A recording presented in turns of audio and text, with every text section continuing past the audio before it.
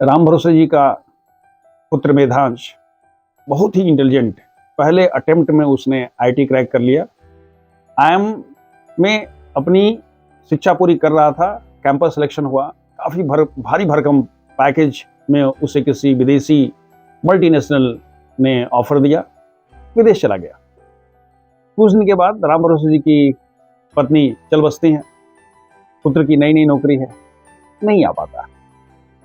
कुछ महीनों के बाद ही राम भरोसे जी की तबीयत खराब हो जाती है। इनके नौकर चाकर लेकर के उन्हें हॉस्पिटल जाते हैं, आईसीयू में भर्ती हो जाते हैं। हॉस्पिटल के एडमिनिस्ट्रेटर से उसके पुत्र को कनेक्ट कराया जाता है। एडमिनिस्ट्रेटर इनकी पूरी अपडेट देता है, भाई ये स्थिति है, ऐसा है, काफ़ी सीरियस है। उनका पुत्र बड़े प्यार से कहता है कि ऐसा करिए कि you please provide him best of the best medical facilities, और आप पैसे की चिंता मत करिए, जो भी होगा मैं दे दूंगा। एडमिनिस्ट्रेटर कहता है कि साहब अभी ये वेंटिलेटर पर आ गए हैं और किसी समय इनके साथ कुछ भी हो सकता है, और यहाँ आपके नौकर चाकर के अलावा कोई भी रिलेटिव्स नहीं है, कोई भी नहीं है, तो यहाँ आपको रहना चाहिए या कोई ना कोई अगर रहेगा तो ठीक रहेगा, अगर कुछ हो गया तो। उनका पुत्र बड़ा कूली जवाब देता है कि देखिए, जहाँ तक मेरा सवाल है, मैं एक दिन में 14-15 घंटे काम करता हूँ और अगले 3 महीना की इटनरी मेरी भरी हुई है, यानी अगले 3 महीने तक मैं इंडिया नहीं आ सकता हूँ, और मेरे कोई रिलेटिव्स ऐसे कोई है नहीं।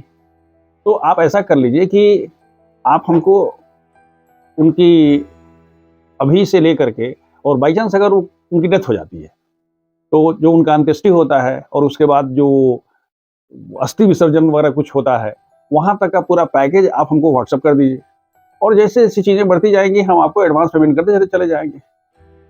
ये सुन करके सब लोग दंग थे, आश्चर्यचकित थे।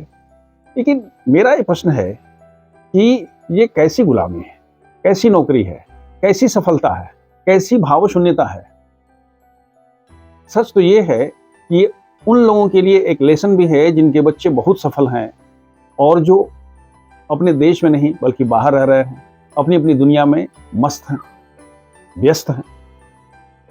लेकिन प्रश्न ये है कि अगर हमारी ऐसी स्थिति है तो हमें बच्चों के प्रति सहानुभूति रखनी चाहिए। भाई उनकी भी मजबूरी है, वो किसी चीज को चेस कर रहे हैं, हमने उनकी सफलता को चेस किया अपनी सेक्रीफाइस से, अब वो अपनी सफलता को चेस कर रहे हैं हमको छोड़कर। तो हमको लग रहा है कि जिसके भी बच्चे बाहर हैं उनको कम से कम बच्चों पर इसकी टेंशन तो नहीं देनी चाहिए कि भाई आईसीयू से लेकर के मृत्यु होते हुए अस्थि विसर्जन तक का जो पूरा पैकेज है वो अपनी खुद व्यवस्था कर लीजिए, अपनी व्यवस्था करिए, लोगों से लाइन अप कर लीजिए। भाई अगर ऐसा कुछ हो गया और बाद में पुत्र आएगा तो लोकल पंडित लोगों को बुला करके जो रिचुअल्स हैं करा करके स्वर्ग भिजवा दीजिएगा।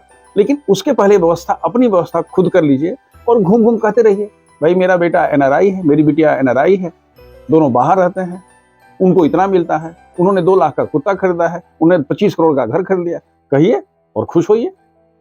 शुभ मस्त।